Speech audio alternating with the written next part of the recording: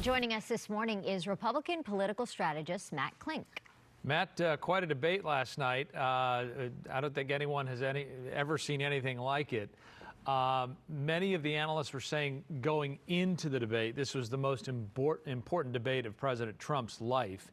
He's down in the polls nationally, down in several battleground states, trying to win back some of those swing voters who chose him over Hillary Clinton in 2016. Others said that Joe Biden had to show that he had control of his faculties, considering all the attacks from President Trump that he has been losing it.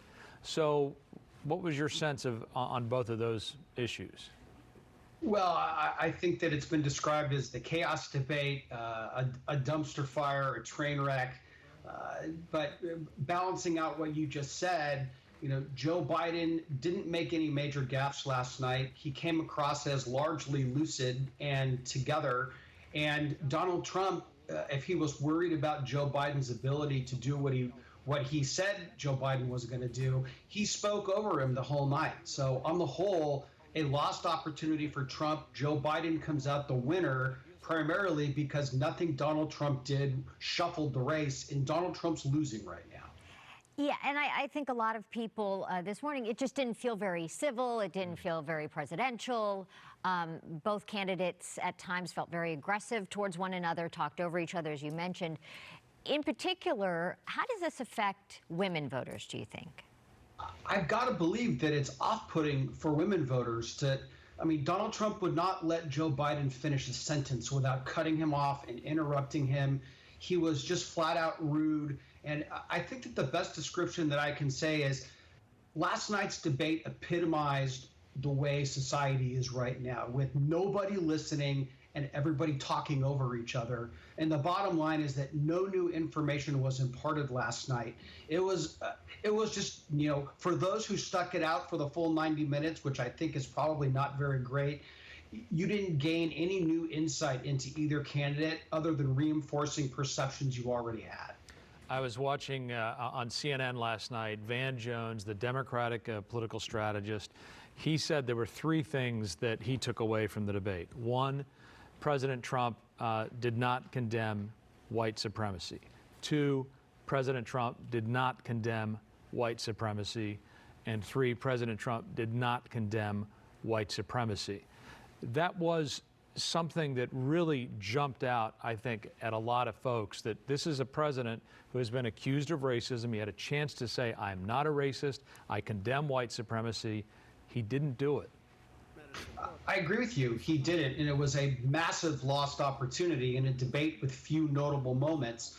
I will also add that Joe Biden said that Antifa is more of an idea rather than an organization. He refused to say that he would not stop the filibuster or pack the Supreme Court. Now, those pale in comparison to Donald Trump's unwillingness to condemn white supremacists. But, coming from Van Jones, who subscribes to critical race theory beliefs anyway, that's not a surprise. But it was a lost opportunity for President Trump.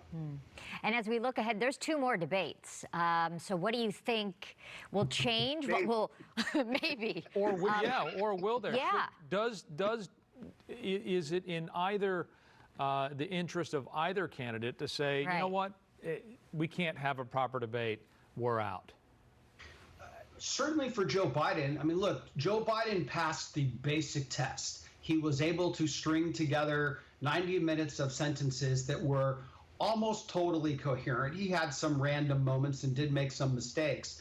It was by no means a stellar performance for Joe Biden, but Donald Trump must have two more debates to try to reshuffle this race. And if you're Joe Biden, I would demand that Trump follow the rules that his campaign agreed to, or you're not going to stand at the same lectern as him in the future. So I think that Biden's got all the cards right now, and he should demand, at a minimum, some civility from President Trump. And if he can't get assurances of that, I think he should just tell the president that, let's just let the voters make this decision. Very quickly, we're out of time, but I as someone who is a Republican strategist, you have Republican clients who are going to be somewhere else on the ballot. When you see something like that, how do your clients respond? How is it going to affect them, or will it?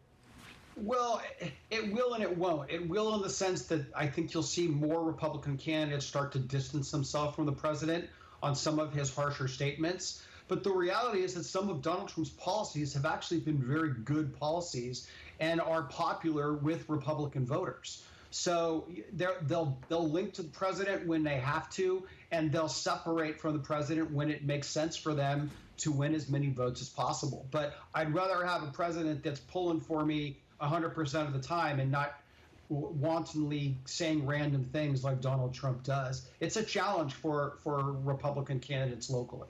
All right, Matt, we appreciate you being with us this morning. Matt Klink is owner and president of Klink Campaigns, specializing in public affairs and strategic communications. For more information, you can check out their website and follow him on Twitter.